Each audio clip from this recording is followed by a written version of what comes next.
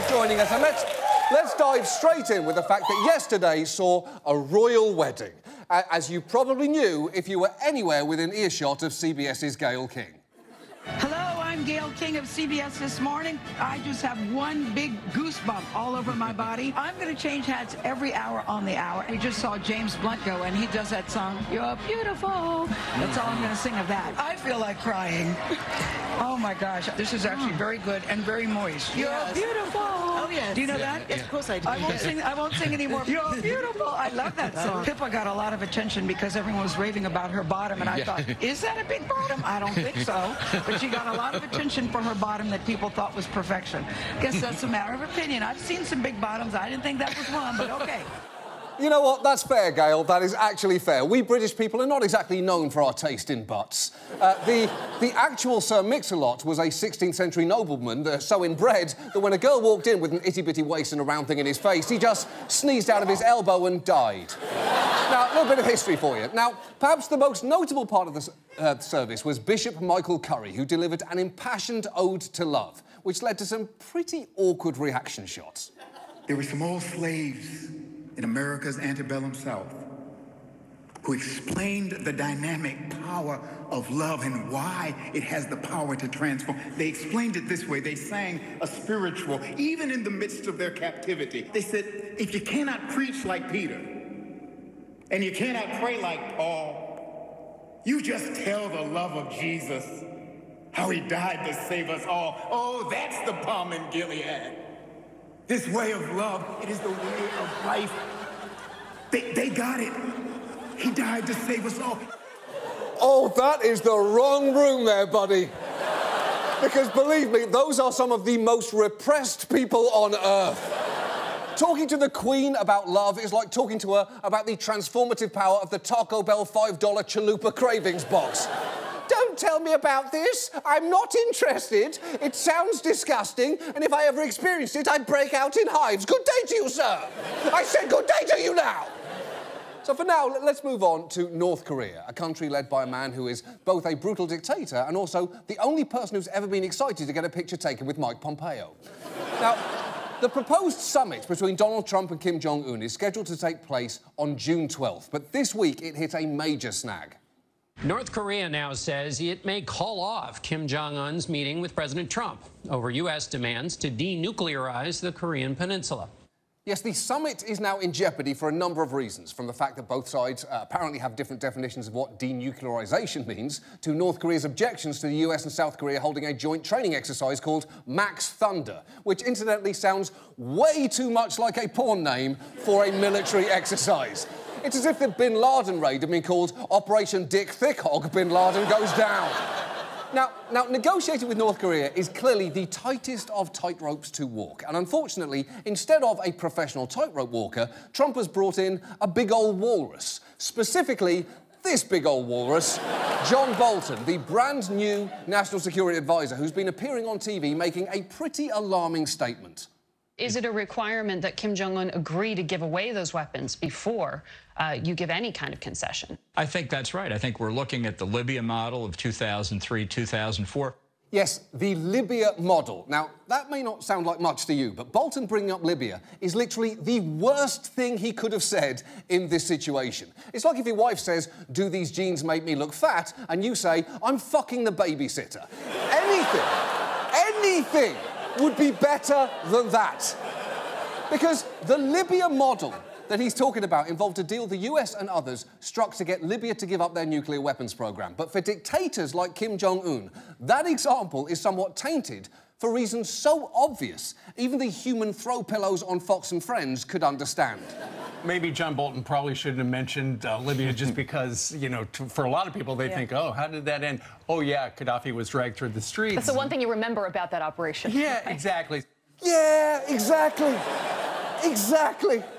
Except they're also missing out a key detail, as before Gaddafi was dragged through the streets and killed, his enemies sodomised him with a bayonet. And let's agree, that is the worst way to die right after being in a porta potty when Beyonce walks in on you and you're not wearing pants and you're so embarrassed that you slam the door on her and the force of the slam knocks the porta potty over a cliff, and as you fall down you hear Beyonce yelling, "You'll never do anything as funny as carpool karaoke," and as you land upside down it hits you that suddenly the only one who can save you from drowning in your own feces is Dustin Hoffman, and the last words you hear are, "Remember me, motherfucker?" I assume that fear is universal. Anyway, it's not important. The point is, it's not just Kim Jong-un who is touchy about what happened in Libya. Gaddafi's death is a common obsession among autocrats. In fact, even Putin apparently thinks about it a lot. Putin watches that tape over and over and over again. It's all he can talk about for quite some time. Vladimir Putin was determined Gaddafi's fate would not be his own. OK, you know what? I'm not actually surprised by that, because if you told me that there is a video that Putin watches over and over again, I would guess it's of someone being murdered. No, that's his Big Lebowski. He just throws it on in the background whenever he's folding laundry. In fact, for a sense of just how badly Bolton screwed up here, Trump actually walked his comments back. Yes, Donald Trump, a man who would double down on a fucking typo, went on TV and said this. Well, the Libyan model isn't a model that we have at all when we're thinking of North Korea. Now, that is the President of the United States directly contradicting one of his top advisors, a man who, incidentally, was standing in the room the whole time. And look, John Bolton, how can I put this to you, what you did, in terms that you might understand? Your decision to say the words, the Libya model, may have put your time in the White House on the path of the Scaramucci model. A model which means you shoot your mouth off, get fired quickly, and end up posing for photos in front of a frozen yoghurt shop with which you share a dumb nickname. And in terms of sheer pain and humiliation, that exit truly is the equivalent of a bayonet up the arse. And now, this. And now, local news gets a little too British for the royal wedding. If you enjoy phony British accents, this is the week of the year for you. Ethan, tell us the details and do it in a British accent for fun. Hello, Governor. Hello, Governor. Hello. Tally-ho. No. Pip, pip. Cheerio, everyone. Cheerio, everyone. Cheerio this morning. Cheerio. Cheerio. I've made it to merry old England. Hello.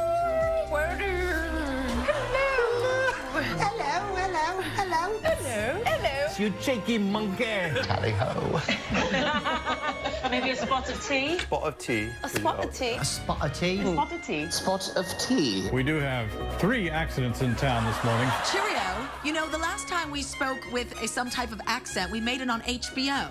We did. That's right, the John Oliver show. Yes, maybe we'll do it again. What do you say? From the town of Windsor. Top of the morning. Moving on.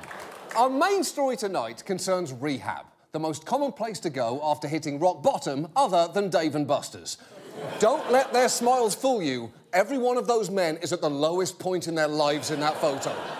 Now, Rehab is a place where people can address an addiction to drugs or alcohol, something that, until relatively recently, was seen as a moral failing that could be overcome with sheer willpower, perhaps best epitomised by this amazing PSA from the 80s starring singer Belinda Carlisle. I used to do drugs. And one morning I woke up, I looked in the mirror and I said, "You look frightening." I got sick of it, so I quit. And now, life's the beach.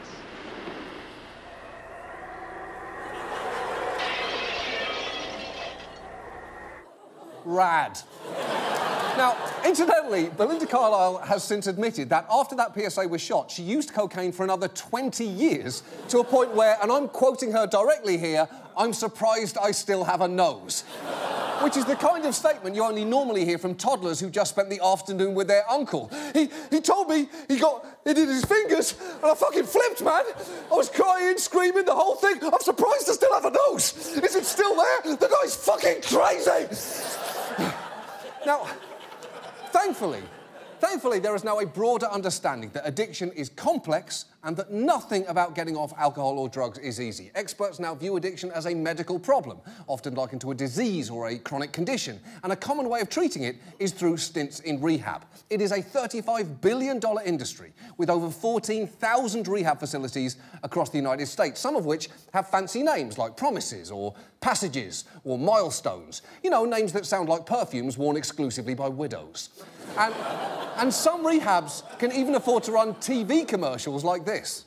Cliffside Malibu has been helping people just like you for over 12 years. We accept most insurance. Our experienced, compassionate staff will help you get your life back. Call the number or go to the site below now. Don't wait, because your tomorrow may never come. Wow! That is a hard turn there. That's like Frosted Flakes ending a commercial with Tony the Tiger getting shot by poachers. Now, in recent years, it has gotten easier to get insurance to pay for rehab. That's largely thanks to the fact that George W. Bush passed and Barack Obama expanded laws requiring health insurers to increase coverage for it. But while we use rehab as a shorthand, it is worth knowing that there is no set definition for what it should consist of. In fact, there are no federal standards for counselling practices or rehab programs. And while many rehabs are staffed by people doing their best to help, a report a few years ago found that the vast majority of people in need of addiction treatment do not receive anything that approximates evidence-based care. And for a sense of just how bad things can be, look at Florida, a state whose rehab industry has seen an epidemic of overdose deaths and fraud, to the point where one local official issued a chilling warning. The clear message would be, stop sending your loved ones to South Florida because we're sending them back in body bags. Holy shit! That is the worst and yet possibly most honest tourism slogan for Florida I've ever heard. Come to South Florida, we'll send you home in a body bag. So tonight, let's look at what rehab is and why the industry is so troubled. And let's begin with the fact that rehab should never be seen as a quick fix. It's often just the first step in a lifetime of recovery. Yet many operators make huge claims about their success rate. Take Passages in Malibu. The father and son who run it make some pretty big promises about what they can do for you. When you send patients home, what do you say to them? You're cured. Totally cured. 100%. You will never use drugs and alcohol again. Right. Your dependency has been cured. Have a wonderful life. Bullshit! For a start, there is no way when patients leave, this arsehole doesn't say ciao. There is no fucking way that sound doesn't come out of his lips. But it's not just Passages. Lots of rehabs feel free to make suspiciously impressive claims, as one researcher found out. We called inpatient programs and asked them what their success rate was. And the lowest rate we got quoted was 80%. You know, I do know that about 80% of the clients who have come in here are now sober long-term. We've had about an 80% success rate here at 180. And then we would ask, and on what data do you base that? And no one had any data. They had no hard data to back up their claims. And at that point, why even stop at 80%? Why not say you have a 140% success rate? For every 10 people that come into our facility, 14 emerge completely sober. Where did those extra 4 people come from? We have no idea. That's how good we are. And that's the thing. Rehab success rates are often based on self-reported statistics, involving them simply calling former clients. And those results can be problematic, as a man who's participated in one of those studies can tell you. They call you up, and they ask how you're doing, and you just lie. I mean, I just said, yeah, I'm fine, you know, but, yeah, I was drinking. You know, like, I mean, it's crazy. You know, but I was embarrassed to say, you know, I didn't stay sober. And you can kind of understand that for every reason. It can be hard to admit that you've relapsed, plus it's a phone call, so you'll say whatever it takes to make it end. Because getting sober may be hard, but nothing is harder than an 8-minute phone call with another human being. Nothing. Nothing at all. And look, for all those claims of success, it is very hard to know exactly what you're getting at any given rehab. You might get the traditional 12-step-based approach, which undoubtedly works for some, although most experts argue that there should also be consistent access to other newer treatments like certain behavioural therapies or medications like these. But rehabs are not required to offer those. And because a rehab can essentially be whatever its proprietor says it is, that means they can frame almost anything as treatment. For instance, many high-end rehabs offer something called equine therapy. And again, if people respond to that, that's great. But there is no empirical evidence that as a treatment for addiction, it works, which means some people who paid a high price for it can end up having this experience. They had, like, the whole equine thing. I mean, you go and fucking pet horses. What is petting horses gonna do for me? It didn't do to a goddamn thing. I don't even fucking like horses. Okay. So, first of all, I absolutely love that guy. Second of all, he's completely right. Horses can go straight to hell. Why do we even need them anymore? Oh, sure, you could ride one somewhere, or you could just drive a car, which is like a horse, except it can play music and it doesn't constantly shit everywhere. You're an idiot, Patches, an idiot. Now, one of the places that offers equine therapy is Cliffside, the place from the ad that you saw earlier. Now, a month of treatment there costs tens of thousands of dollars, and its founder, Richard Tate, gets a little defensive when asked if it's worth that price. Listen, $73,000 sounds like a lot of money, but if you go to the Four Seasons for 30 days, okay, that's gonna be 40 grand. Right. Okay, what did you get? Was there any life-changing thing going on there? Everything that we've done here is mindful. It only seems like horseshit to people that don't know better. But you don't have to know better, bro, because your life didn't depend on it. You didn't go through it. Okay, calm down, bro. Besides, you're being a little unfair to the Four Seasons. Plenty of life-changing things happened there. Just last year, Jaden Smith claimed that the one in Toronto spiked his pancakes with cheese after kicking him out of his room. And if a handful of Canadians tricking an evicted child millionaire with undisclosed ricotta isn't a life-changing thing, I guess I don't know what is anymore. And $73,000 for 30 days does sound like a lot of money because it is a lot of money. And you would hope that at Cliffside they could account for every moment of treatment at that price, but that does not seem to be the case. Where are your patients at today? I don't know. Where are they? Where'd they go? No, you're not. Rob's not here. I have no idea. I have no idea. Okay. I have no idea. They probably went to whatever they did. There's a therapeutic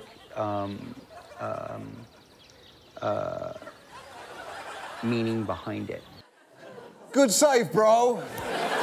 Because you were in trouble for a minute there, but the therapeutic meaning line was absolutely inspired. Because the truth is, anything can have a therapeutic meaning. His patients are stroking horses, that could be therapeutic. They're biting owls, that could be therapeutic.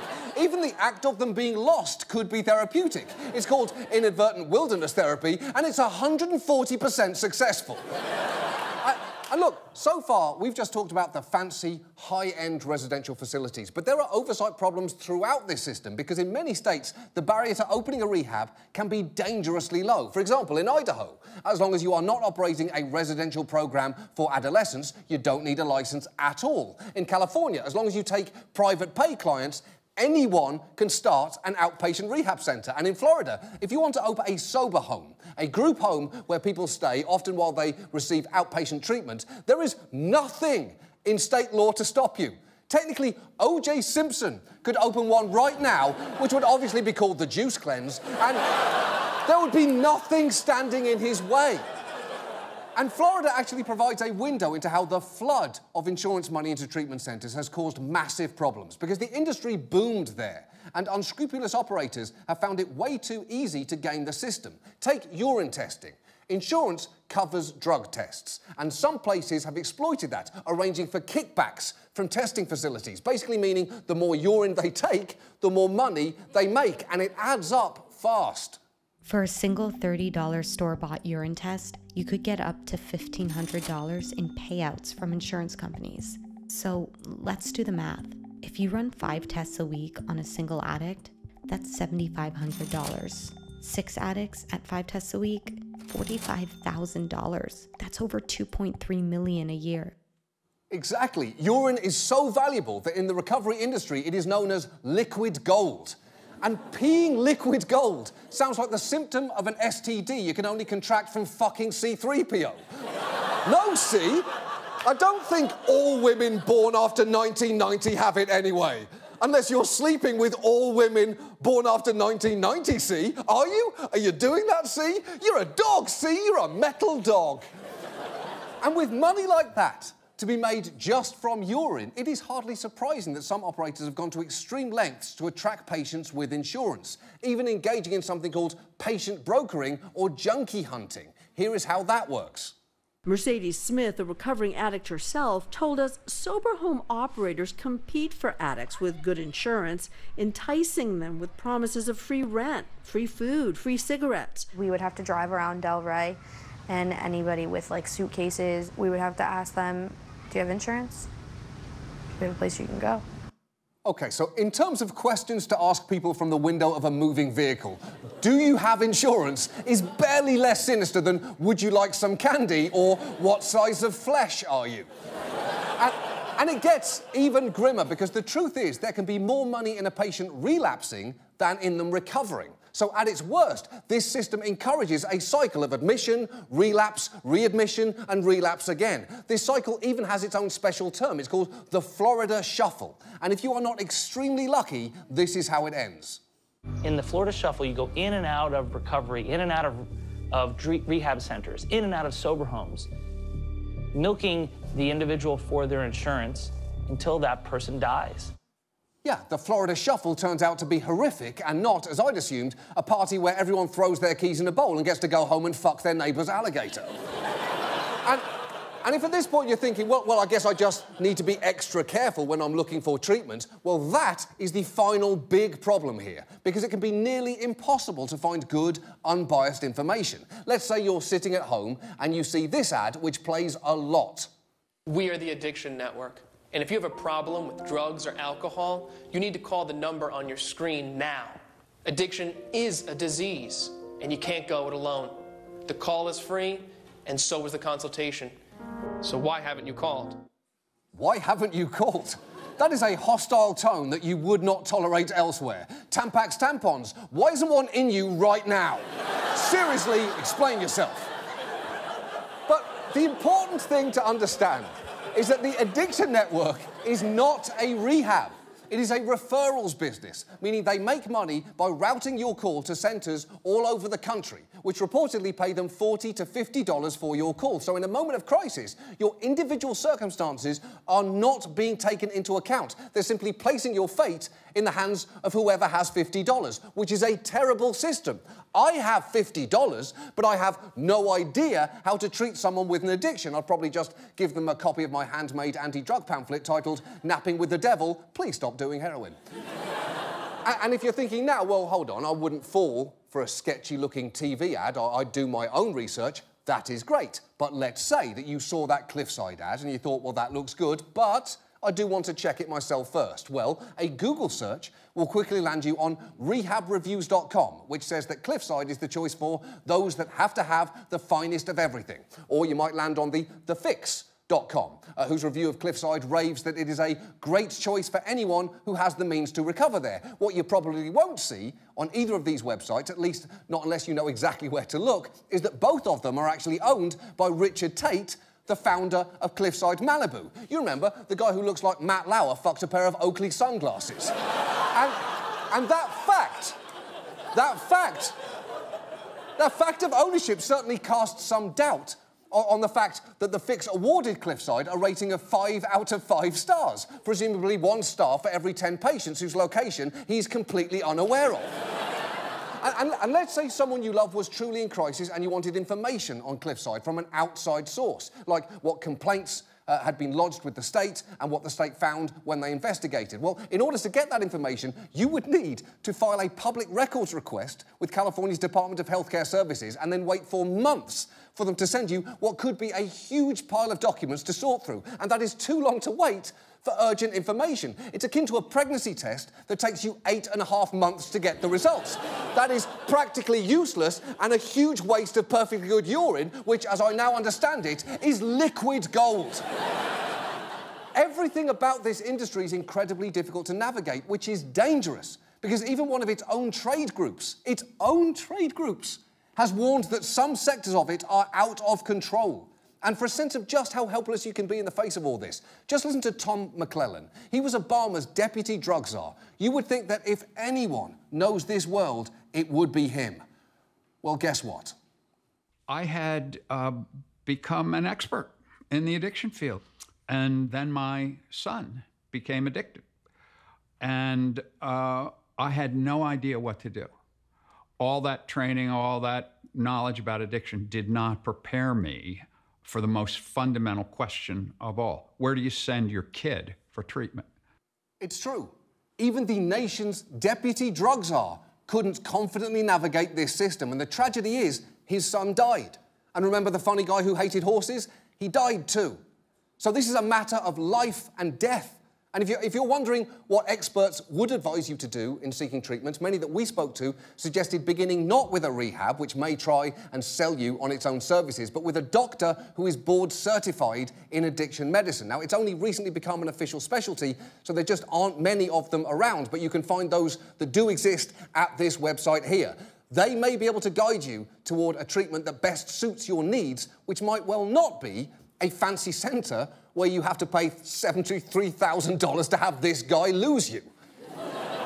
Look, this system clearly badly needs more expertise and oversight. And until then, it may be really important for all of us to understand that at present, the word rehab is so broadly defined as to be close to meaningless. It is honestly barely better defined than the word building. And if someone were to tell you, I have a drug problem, but don't worry, I'm going to building in Florida, you would naturally say, hold on, what building?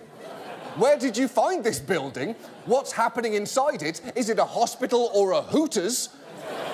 Or both? Is it a hootspital? What's the proof that it works, and what's the doctor-to-horse ratio like in there? And sadly, right now, it can be way too difficult to get answers to those questions, which is crazy because so much about battling addiction is really hard. Getting clean is hard. Staying clean is hard.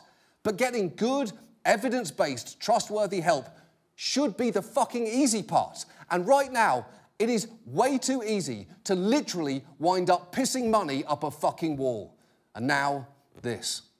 And now, just look at this bunch of royal wedding shit. KFC making sure to get in on the royal wedding. They're calling it the Royal Wedding Bucket. Burger King has launched a new sandwich. The chicken sandwich includes 2 onion rings, signifying, of course, the royal matrimony. Velveeta, they've got crown-shaped pasta and cheese. Prince Harry and Meghan Markle Pez dispensers. Harry and Meghan paper dolls. Bobbleheads of the royal couple. There are these crown jewels, condoms. Oh, yeah. Well, that just looks creepy. You could also buy these weird earrings. One on each lobe. If you want a little more classy biscuit, £45 for the tin, which is quite expensive, but they're really beautiful. 45 quid? Like these, who wouldn't want? Oh gosh, that's kind of frightening. There's nothing flattering about that. Nothing. It's where the beard is. It's his beard is very it's wrong, the but beard she's been is not very right. brave. Oh no! That's our show. Thank you so much for watching. We're off next week. We'll be back after that. Thanks for watching. Good night.